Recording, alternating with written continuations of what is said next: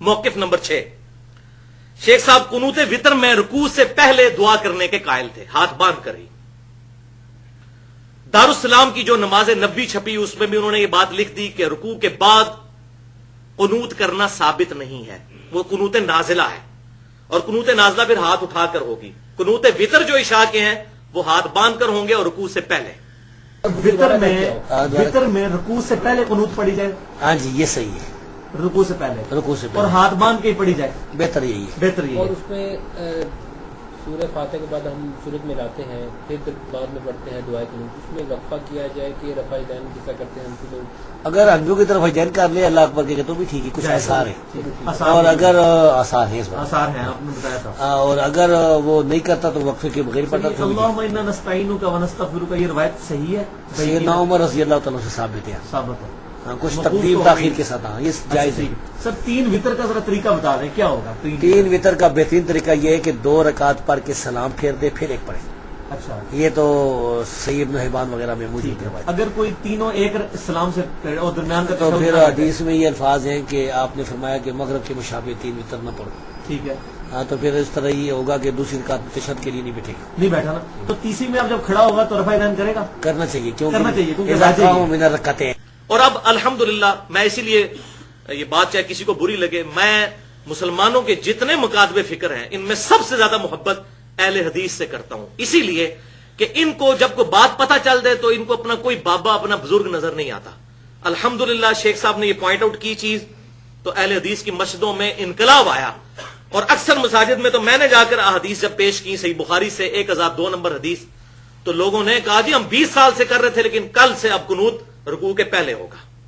اب یہ بات لوگوں کی داڑھی سفید ہو جاتی ہے، لوگوں کی ڈگریاں جو ہیں وہ گنتے رہیں، اتنی ڈگریاں ہوتی ہیں، لیکن یہ بات ان کو مرتے دم تک سمجھ نہیں آتی کہ امام کائنات صلی اللہ علیہ وسلم کی ذات مبارک حجت ہے۔ جو میں کہتا ہوں اہل حدیث کے بچے بچے کو یہ بات پتہ ہے، یہ ایسا زبردست انجیکشن لگ گیا ہے کہ کتاب و سنت حجت ہے، اس سے بڑا کوئی ایسٹ ہی نہیں ہے۔ تو سب سے آسان بات سمجھانا ان کو ہے، اس کے بعد بریلوی، پھر دیوبندی، پھر اہل تشیع۔ بہرحال میں سب کو مسلمان سمجھتا ہوں، ان سے عقائد کا اختلاف اپنی جگہ۔ تو اس حوالے سے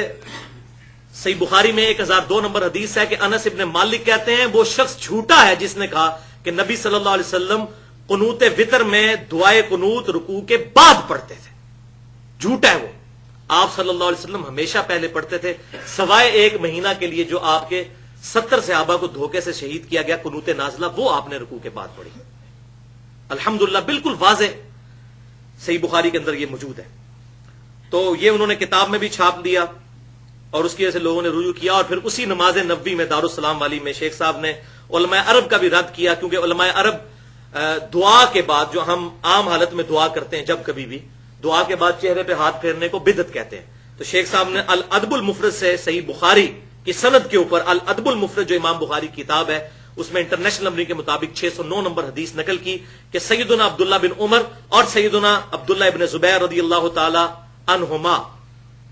جب بھی دعا کیا کرتے تھے تو دعا کے بعد اپنے دونوں ہاتھوں کو چہرے پر پھیرا کرتے تھے، اور کہا یہ حدیث بالکل صحیح ہے، اور الحمدللہ اس کی وجہ سے یہ بات بھی، ویسے یہ پاکستان میں تو 99.9% اہل حدیث کا عمل اس پہ ہے، اور امت کا عملی تواتر اور اجماع ہے۔ بہرحال اس حوالے سے 250 منٹ کی میری گفتگو ہے، مسئلہ نمبر 75A اور B کے نام سے بدعت سے متعلق فرقہ وارانہ نظریات کا تحقیقی جائزہ، اس میں نے یہ چیزیں بیان کی ہیں۔